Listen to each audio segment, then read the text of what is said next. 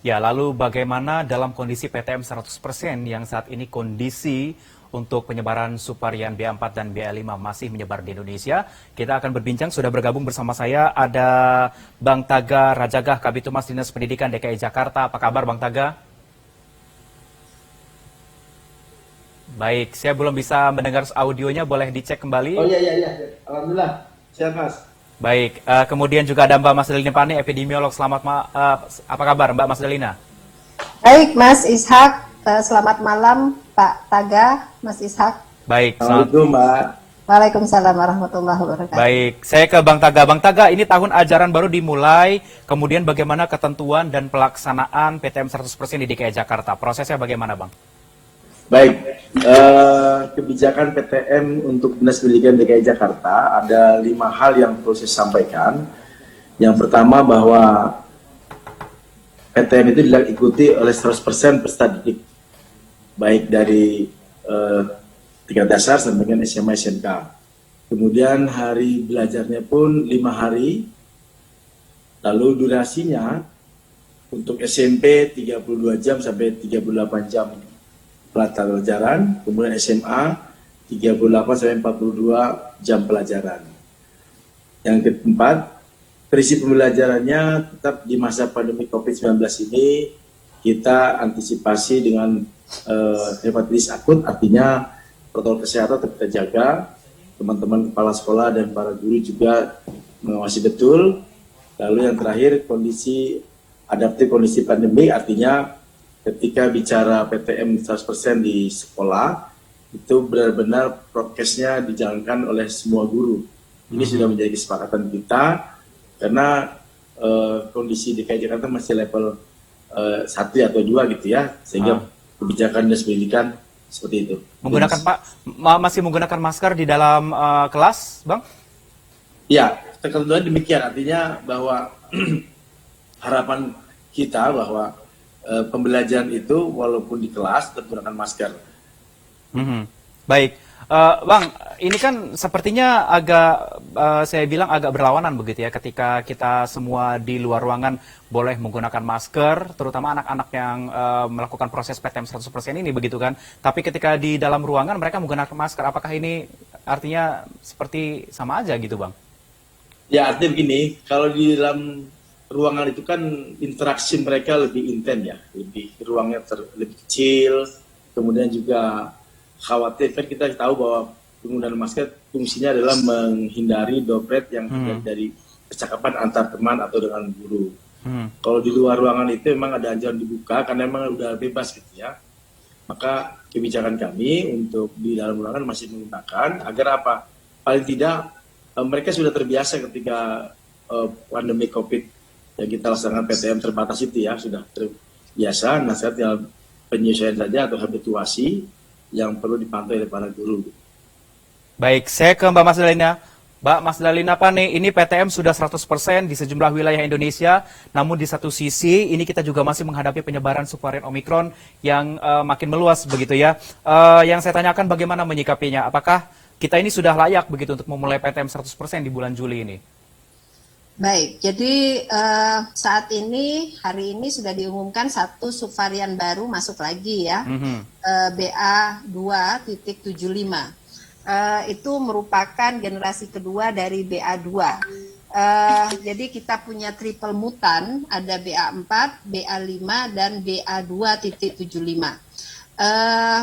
Ke depan mungkin sekitar 8 sampai 12 minggu akan ada peningkatan kasus dari 3 subvarian ini.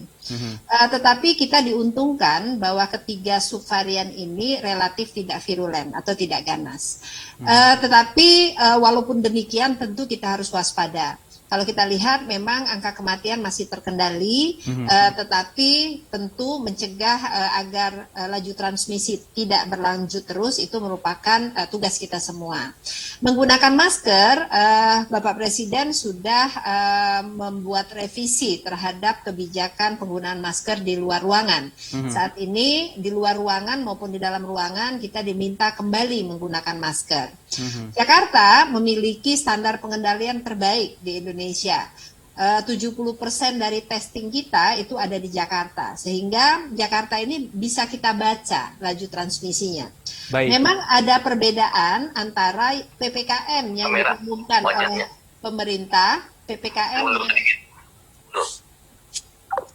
ada perbedaan antara PPKM yang diumumkan pemerintah dengan perhitungan yang dilakukan oleh WHO. WHO menyatakan Jakarta saat ini sudah level 3, tetapi pemerintah menyatakan level 1. Tapi kita ikut saja apa yang sudah diumumkan oleh pemerintah. Baik, Mbak, kalau tidak salah kan sekarang ini kita positivity rate kita masih di atas 20% gitu ya. Sebenarnya persyaratannya berapa sih ketika PTM ini bisa dibuka 100%, kita harus berada di positivity rate yang berapa begitu? Kalau tidak salah ada SKB 4 menteri, Menteri Pendidikan, Menteri Kesehatan, Menteri Dalam Negeri yang menyatakan tentang positivity rate harus kurang dari 5% untuk pembelajaran tatap muka. Jakarta saat ini saya kira sudah lebih dari 10%, tetapi karena PPKM-nya kemarin direvisi dari level 2 menjadi level 1, tidak salah kalau Dinas Pendidikan kemudian mengambil keputusan atau kebijakan untuk melakukan pembelajaran tatap muka sesuai dengan PPKM level 1 yang diumumkan oleh pemerintah. Baik, saya ke Bang Taga. Bang Taga, kalau tidak salah ini dalam PTM ini Kemendikbudristek begitu, ini juga meluncurkan kurikulum merdeka gitu ya. Kalau boleh tahu ini kurikulum merdeka ini seperti apa sih, Bang? Ya, jadi kurikulum merdeka itu sebenarnya ada keleluasaan anak untuk belajar di sekolah dan mengembangkan potensi yang ada dalam dirinya. Mungkin kalau kita ketahui di SMA itu ada penjurusan ya, yang paling konkret. Nanti di kurikulum merdeka itu anak-anak di kelas 10 tidak ada lagi penjurusan, tetapi dia bisa belajar sesuai dengan keinginannya. Ketika dia ingin menjadi seorang dokter, maka dia akan mencoba atau belajar mata pelajaran terkait dengan cita-citanya yang diharapkan seperti itu. Artinya dia dari 2013 ada penjurusan gitu, ada program studi, ada program keunggulan. Tapi kalau ini enggak. Satu, yang kedua juga lebih banyak kepada pembelajaran yang proyek, di mana anak diberikan kesempatan untuk mengeksplor kemampuannya, tapi dengan bantuan atau bimbingan dari para guru. Maka mindset guru dalam mengajar pun berbeda, harus lebih banyak memberikan ruang untuk anak belajar lebih mandiri dan bekerjasama dengan temannya. Itu, Mas. Oke, baik. Jadi memang ada metode pembelajaran yang memang disesuaikan dengan kondisi COVID-19 saat ini, begitu Bang Taga maksudnya ya? Ya. Oke, baik. Izin satu lagi saya tambahkan, Mas. Ya, silakan. Jadi ketika dalam PTM 100% ini ada 6 poin yang perlu disampaikan, terutama dalam mengawal pembelajaran di masa pandemi COVID-19. Yang pertama, prokes tetap kita berlakukan sesuai dengan SOP secara ketat. Yang kedua, fasilitas sekolah juga tetap kita pantau untuk mendukung prokes ini, dari mulai cuci tangan dan segala macamnya ya. Kemudian makan dan minum diharapkan anak-anak masih membawa sendiri. Untuk kantin, perpustakaan, laboratorium, tempat ibadah, atau kantin dibuka dengan prokes yang ketat diatur oleh sekolah. Kemudian tidak ada pertukaran alat pelajaran di antara temannya, otak interaksi atau otak erat juga kita hindari, terutama dalam pembelajaran olahraga, artinya masih belajar di olahraga individu ya. Dan yang terakhir, diharapkan ini menjadi budaya baru kita yang sudah terbiasa ketika kita PTM terbatas. Artinya prokes yang ketat. Baik, nanti kita akan lanjutkan perbincangan kita usai jeda yang satu ini. Tetaplah bersama kami di Newsroom.